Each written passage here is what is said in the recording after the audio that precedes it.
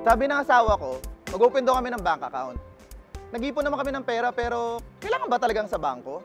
Aba, syempre naman, oo.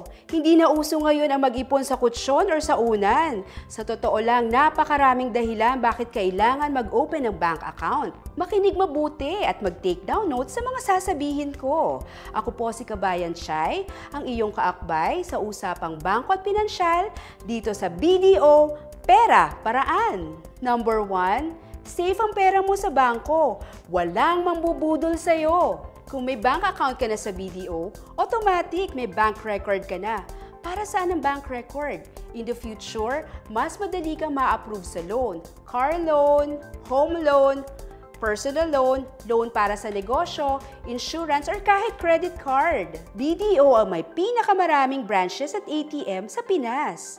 Halos bawat kanto may BDO. Sa mga probinsya naman, meron tayong BDO Network Bank.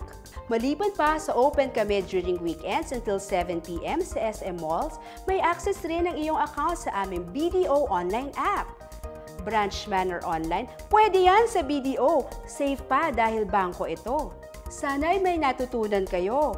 Dito sa BDO Pera Paraan, we find ways para mas madali at mas masaya ang banking para sa ating lahat.